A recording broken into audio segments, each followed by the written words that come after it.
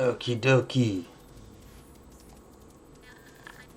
Welcome back. This is Philosophy Roulette, number 77. We just did a very short paper on sports and climate change down here. So that was like 2 pages. So I'm going to keep going for today, see what we got. I don't know if I can handle studies in Christian ethics. I just don't know enough about the, it's like the, also the, like the farm, there's a farm journal, like moral issues in farming. I'm just like reading all this stuff about farming. I'm like, I don't even know these words. Like, I don't know. I'm used to reading words I don't know, and I don't know any of those words. So, let's take a look briefly, but symposium paper. I mean, this looks actually somewhat reasonable. So, 10 pages. Gotta serve somebody in religious freedom conscious. If it's here, let's take a look. Nine's a little bigger. Anglican establishment, how is it liberal? Politics in service of society. Response to my interlocutors. Well, let's see how long this is, because it says it's 10 pages. Oh, this one was 8 pages. Another 10 pages. 3 pages of review. On God and democracy, engaging Brotherton's Christ and common life. Well, let's see if this is here. If it's here, maybe I can do it. Nope. Okay. Review. The professional politician and the activist. This is all on Brotherton, I think. This symposium. That's what this is. That's why these are symposium papers, so they're all a little shorter. I mean, that's not really a problem. Christian ethics with Ignatian spirituality. 6 pages. Jennifer Best. This is the best. Yay. Come on, Best. Be the best. Post your stuff online.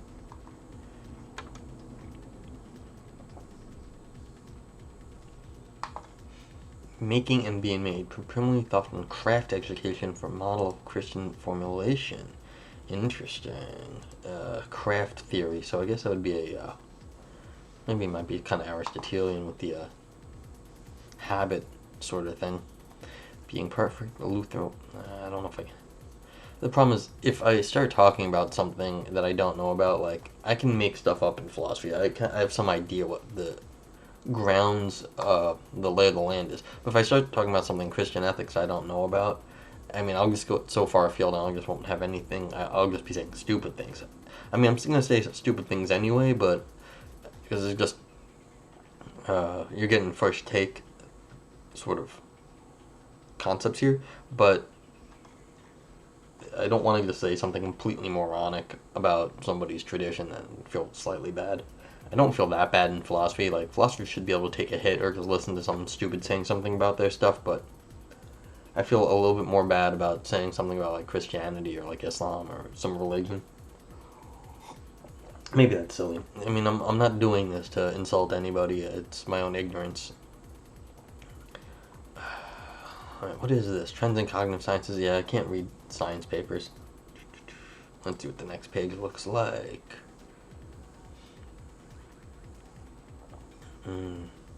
So this is what? Revista de Estudios sobre el Origins. So it's like Eastern Thought in Spanish or something. Or Portuguese. Oh, argument computation. We were just looking at stuff. Someone else. They were just putting stuff out. Oh, I was just looking at all this. Yeah, I went the wrong way. That's why.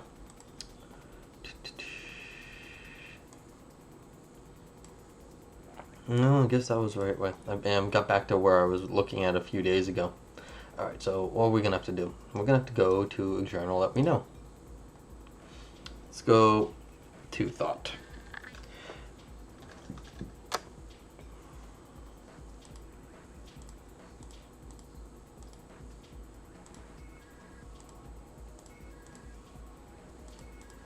Hey, and here we are.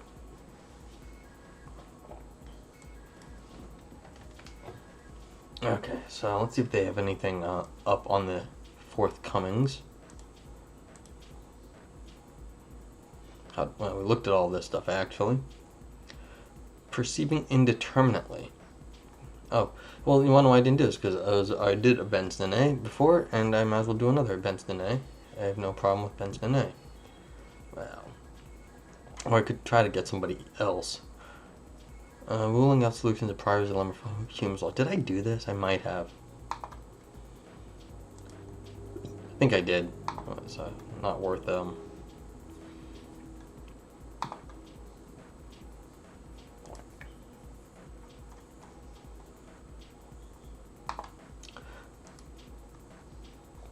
Nope. Alright. How to understand the knowledge of norm assertion.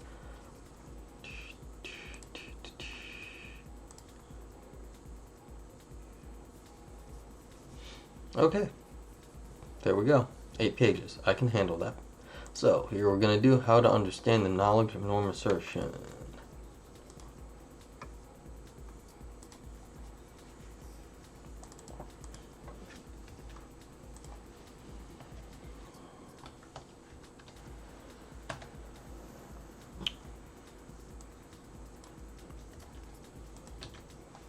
Okay.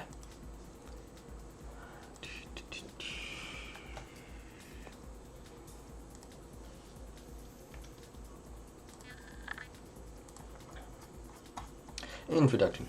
Timothy Williamson famously proposed that knowledge is the norm of assertion. Julian Schlöder, 2018, examines the proposal within the context of deontic logic. He argues for 2 claims, one concerning the formalization of the thesis that knowledge is a norm of assertion, and the other concerning the formalization of the thesis that knowledge is the only norm of assertion. On the basis of these claims, he goes on to raise serious problems for the proposal. While I hold no brief with beef or brief? I hold no brief. I don't know that expression.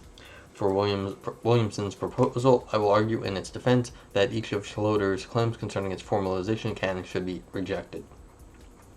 Yes, open access. Thank you, open access. Schlöder's first claim concerns the formalization of the thesis that knowledge is a norm of assertion. Williamson formulates his thesis as the claim that one must assert that phi if and only if one knows that phi. Formulated this way, the obvious formalization of the thesis that knowledge is a norm of assertion is knowledge of W, I guess. I don't know, K and A dash W box A phi then K phi. However, so knowledge is a norm of assertion. Williamson is box then, so you just got this easy implication. Okay. Schlder, however, rejects K and W in favor of the following: a formalization of the claim that is permissible that one asserts phi, then one knows that phi. So it's a permissibility; it's not necessary. So why do they call it necessary? There's no, it's a diamond. Knowledge, so you got a diamond. Well, and also yeah, so this is diamond. Well, one of the interesting things here is the parentheses. The box is over the entire implication, and this one only is over the assertion of phi. The case Schlder makes against K and A W revolves around certain arguments Williamson deploys in support of the claim that knowledge is a norm of assertion. How do you know that? You don't know that arguments. According to the first of these, the claim that knowledge is a norm of assertion explains why, if the speaker asserts something, one may always ask how she knows it. According to the second, it explains why, if she doesn't know it, she can be criticized for not knowing it. Schlder rightly insists that a formalization of the thesis that knowledge is a norm of assertion is acceptable only if it sanctions these arguments. That is, only if it is possible to explain the relevant facts in terms of that formalization. And the problem that Schlder would seem to have it is that K and A does not sanction Williamson's arguments.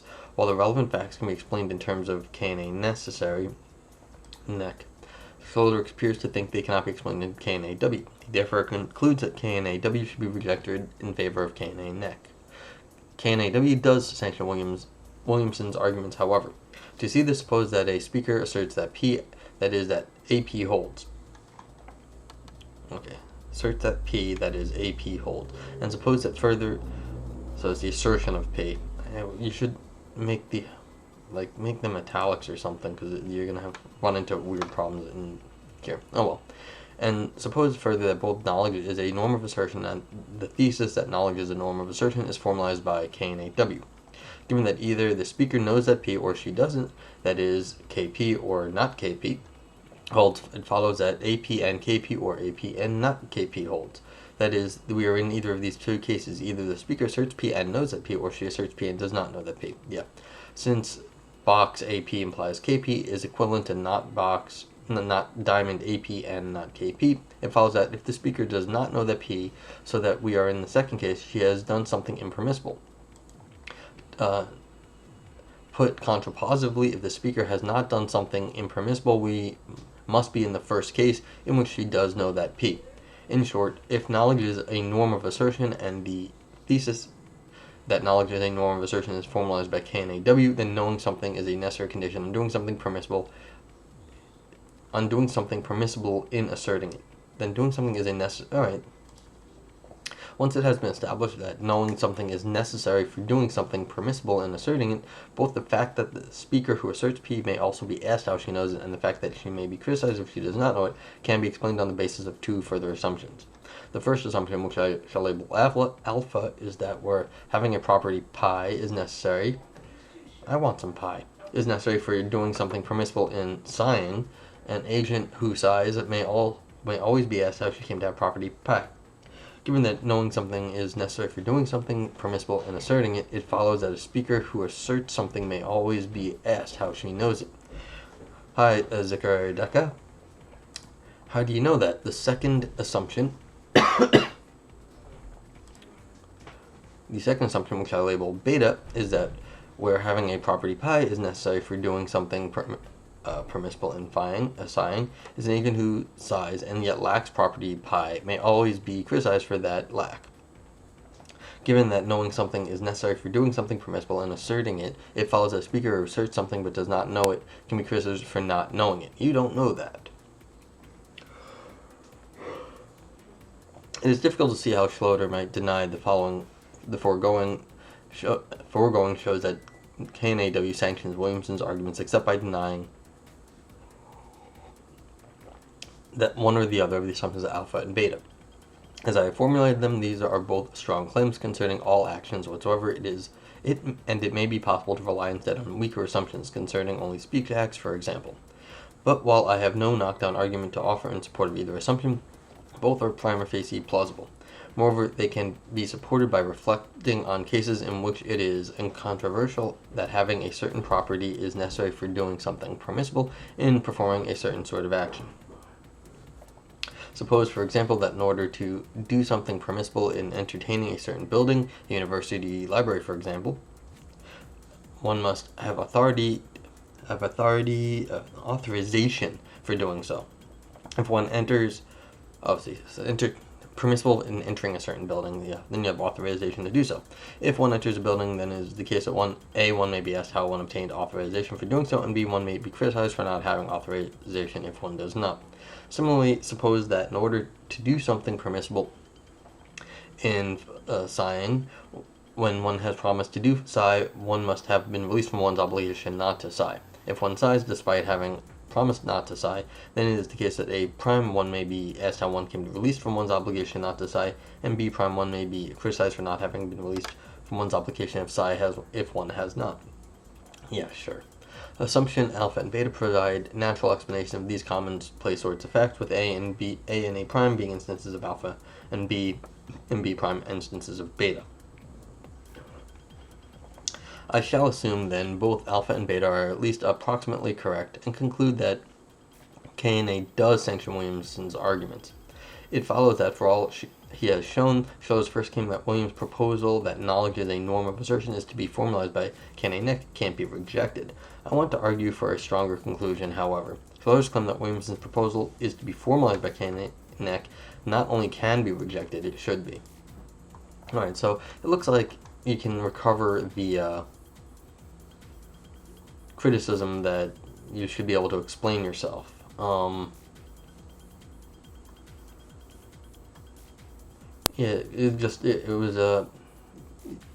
So the idea, I guess, here is that you can build in the requirements in the KNAW that these other things happen. I mean, it may not be built in to begin with, but you can get some further assumptions that are reasonable on their own. And so KNAW can be defended on independent grounds of, like, well, that the assumptions don't need to be built into the logical formula to begin with, and the principles are independent of KNAW. So that's a fair argument that the fact that it's not built into the logical formulation of KNAW, it might not be necessary to have that built into the logical formalization, and therefore you can get the principles otherwise. Okay, that's a reasonable defense. All right, so we're down here. We're going to reject the thing. The initial point is that KNAW is too weak to fully capture the thesis that knowledge is a norm of assertion. An adequate formalization of the thesis ought to have the consequence that it is not permissible to assert something that one does not know. That is, it is not possible to assert phi and not know phi. Since not that thing is equivalent to this thing, the KNAW is easy to deliver this result. Okay, so the point is that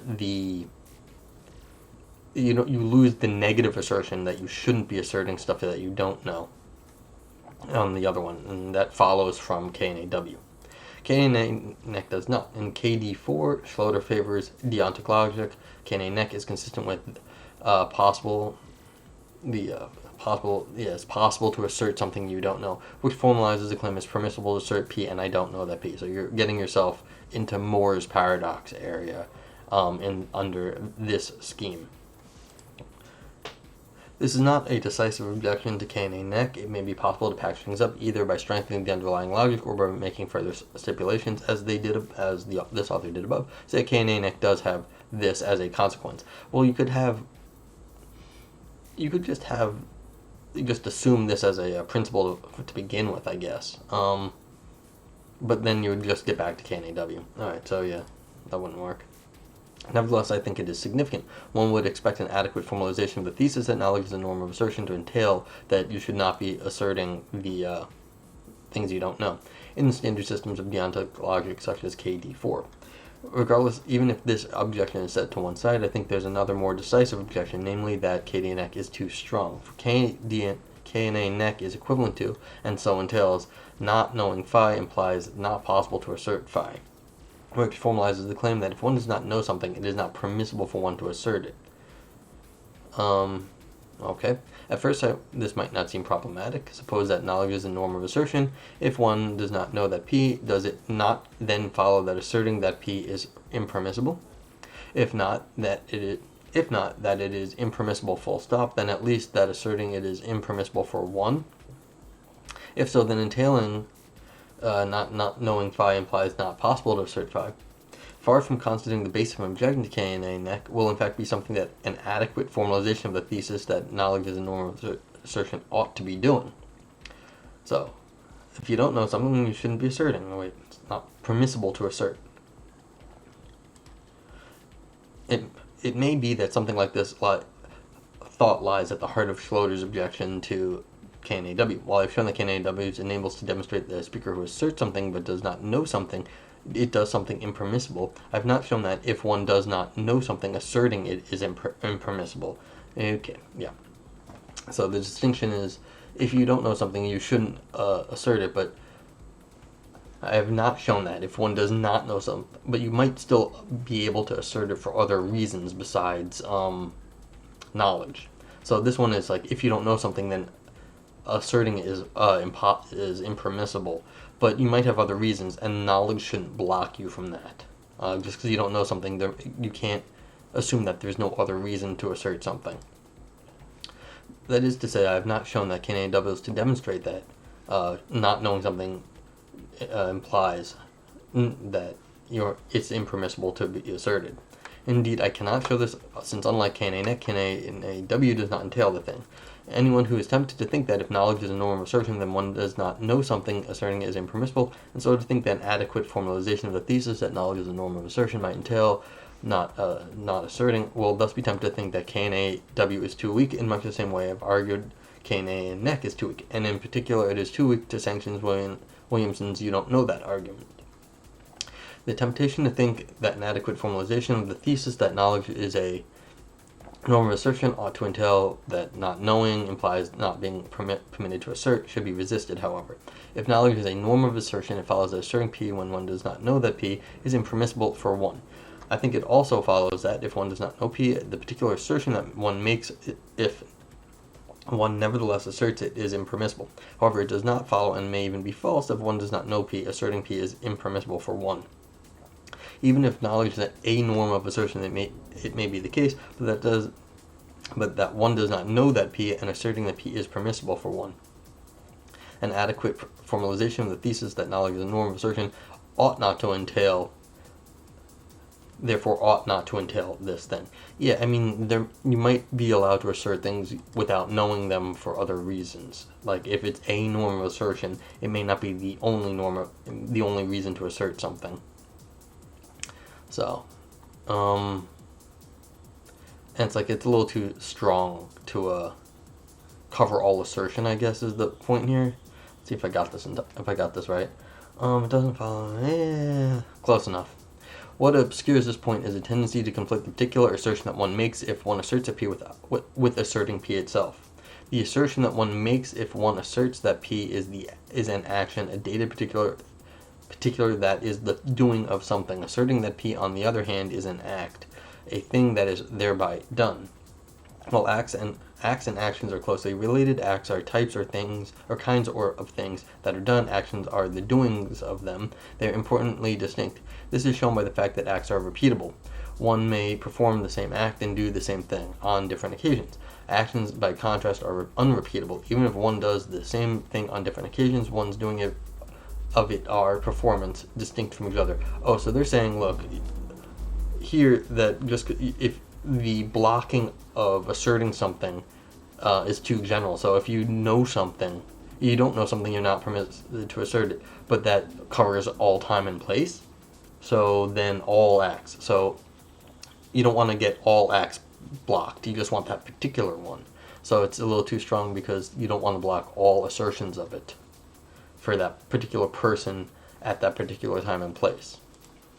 So someone who does know it can do it. So this can't be universalized is the problem. From acts to actions or whatever. Okay, or actions to acts. So okay, that's interesting. I'm not sure I buy that, but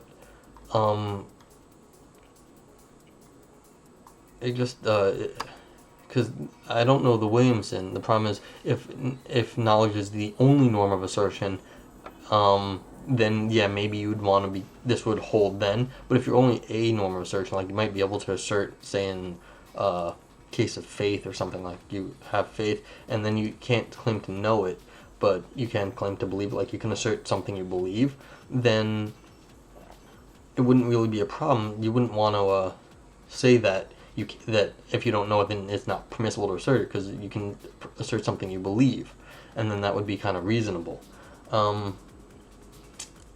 Then there's the argument here says that look, this is only covering the instance of the assertion, and so you don't want to have a universal. You only want to cover the instance, not the general asserting action that anyone can do it for all time. So that's slightly different, but I'm not sure it's the.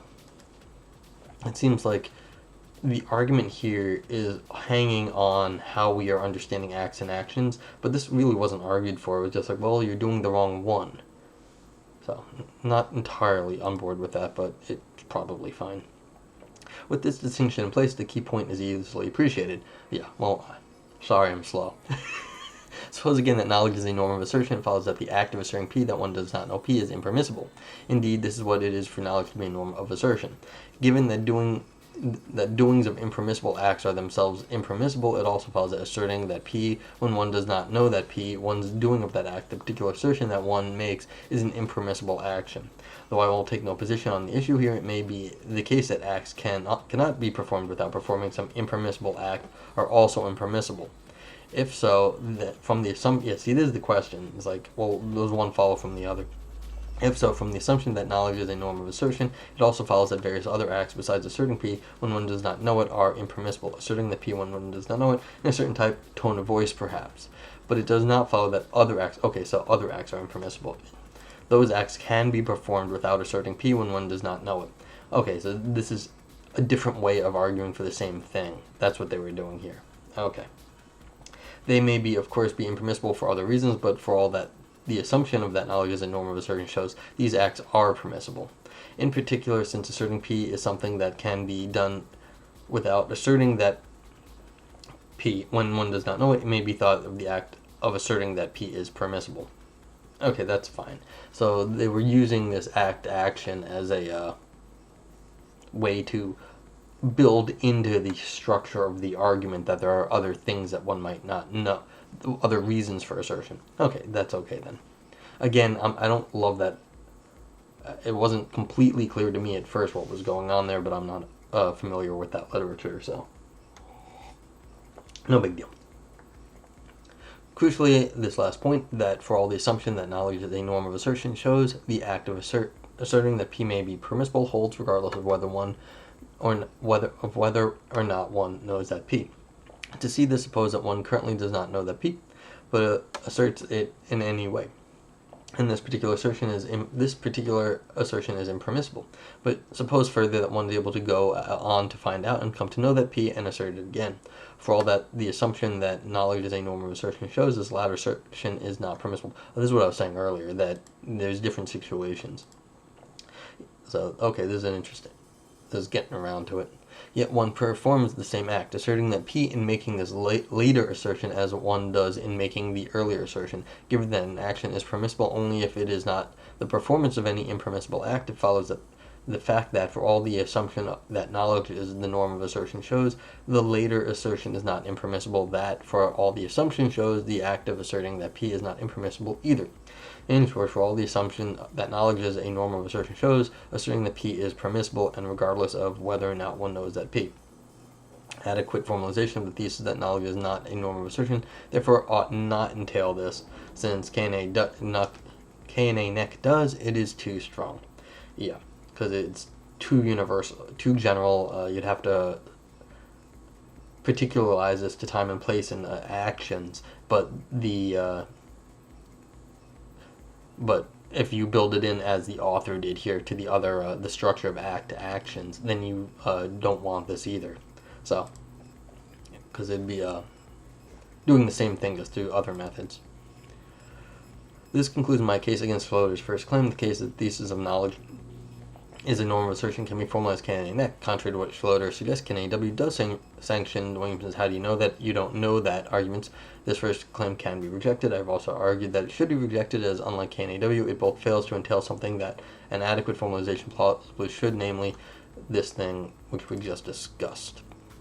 This connects with the debates not just about the norms, if any, of assertion, but whether normative requirements more generally are properly formulated as wide or narrow scope. K&AW formalizes this thesis is a norm of assertion in such a way that the deontic operator box takes wide scope with respect to the material conditional, which is equivalent to this thing, and formalizes by contrast in such a way that box takes narrow scope with respect to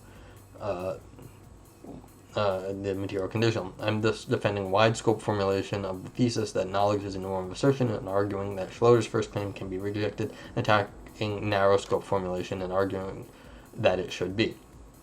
Yeah, because as I mentioned earlier, the box was out in front, and then with the parentheses. So, however, K&A nec is not the narrow scope formulation of knowledge of the thesis that knowledge is a norm of assertion. K&A nec is a narrow scope formulation that corresponds not to K&AW but to the equivalent schema. Box, not knowledge, materially implies, not assertion. The narrow scope schema corresponding to K&AW is rather if assert, then or implies box K phi. Raising the obvious question, is there a reason to think that this alternative formalization of the thesis should also be rejected, or does it perhaps succeed where K and A nec fails? It does not. Very briefly, asserting phi then is this obligatory box or box knowledge fails to entail not it's not permissible to assert that way. You don't know. It is thus too weak. Likewise, K and A nec, albeit for different reasons, is also too strong for it is equivalent to, and so trivially entails. If you assert, then it's not permissible to not know phi, which formalizes the claim that if you assert something, it's not permissible to not know it. This is problematic for two reasons. On the one hand, it implies that if you ever assert P, it is impermissible to forget, and so not know that P. This is very implausible. On the other hand, it implies that even if one asserts something one cannot know because it is false, say, or nevertheless ought to know it, one nevertheless ought to know it. It thus conflicts with the widely held principle that ought implies can, and that one can do what one ought to do. Okay. 3. Formalizing the thesis that knowledge is the unique form of assertion. Alright, so this is getting into the more like stronger claim, not just a norm of assertion, but the unique norm of assertion. The problems that Schlöder raises for the proposal that knowledge is the norm of assertion depend not only on his claim that the thesis of knowledge as a norm of assertion should be formalized as K and A nec, but also on an additional claim. This is the claim that in order to fully capture the thesis that knowledge is the unique norm of assertion, that the formalization of a thesis that it is a norm of assertion will need to be supplemented with K and A suff, a formalization of the claim that if one knows something, it is permissible for one to assert it. So if you know something, then it's permissible. Schlder's argument for the second claim revolves around the observation that knowledge, assertion, and not permissible to assert are jointly consistent with K and A nec under KD4. Yet, if this observation shows that, in order to fully capture the thesis that knowledge is a unique norm of assertion, will need to be supplemented with sufficiently supplemented, shows that K and A W needs to be supplemented with K and A suff as well, since these are all jointly consistent with K and A W under KD4.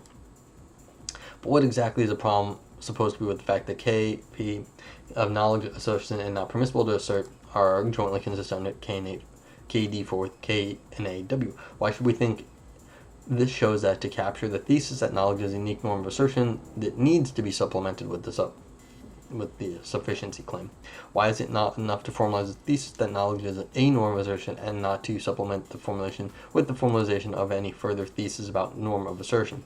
Schlöder's central thought is that if an assertion conforms to the knowledge norm and yet is impermissible, the assertion must violate some other norm of assertion. Knowledge would at most be a partial norm of assertion, but not the norm.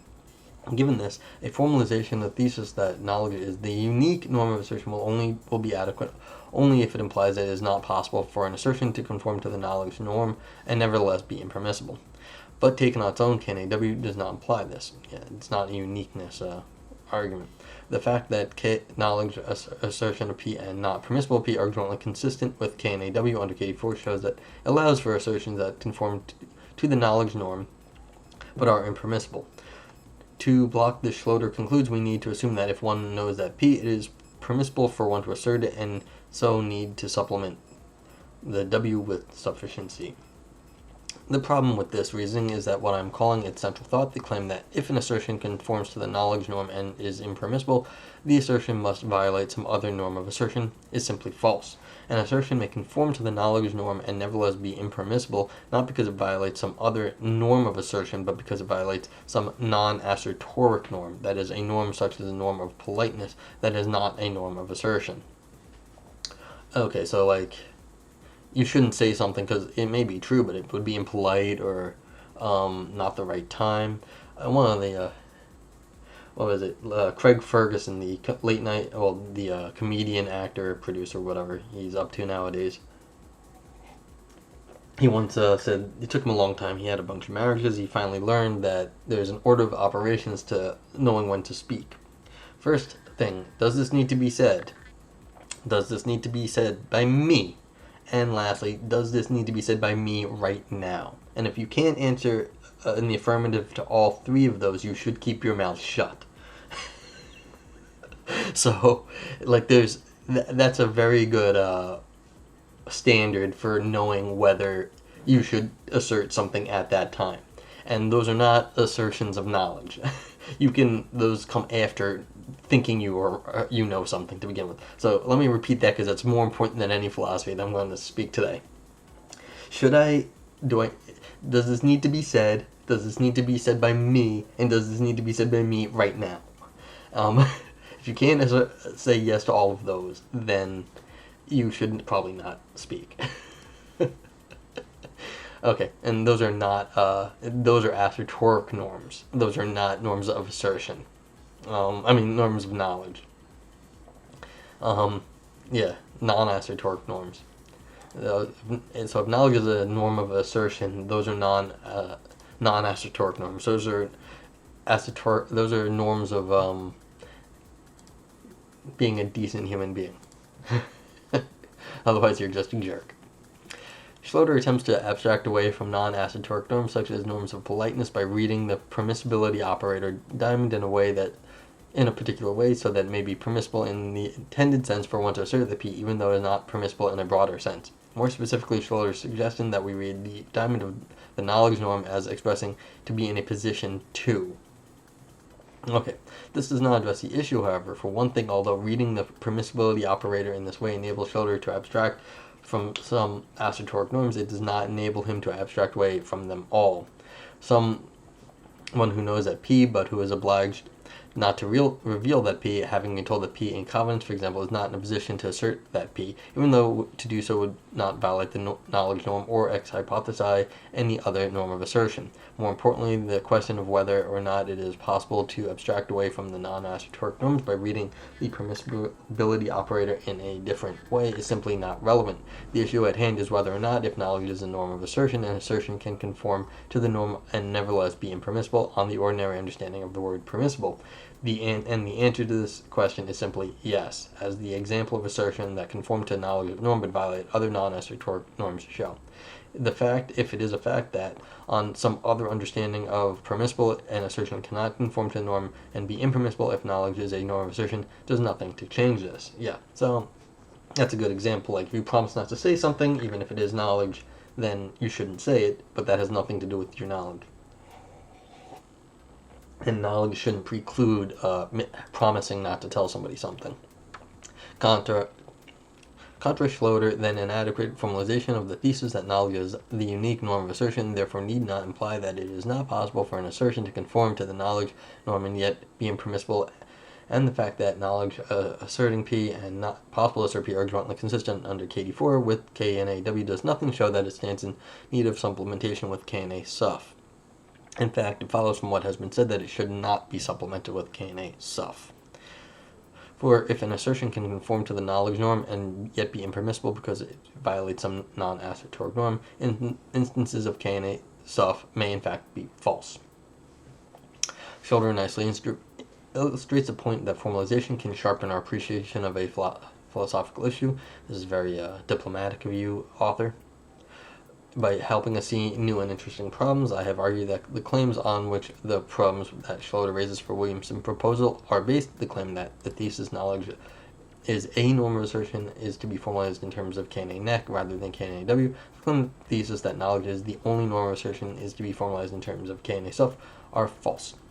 In doing so, I hope to have illustrated another way in which formalization can sharpen our appreciation of a philosophical issue, helping us to better see how a familiar proposal ought to be understood. Okay, this is a nice essay. This person obviously thinks in terms of the logic because I was repeating the same phrases over and over and over. This happens a lot with the technical papers, which is fine.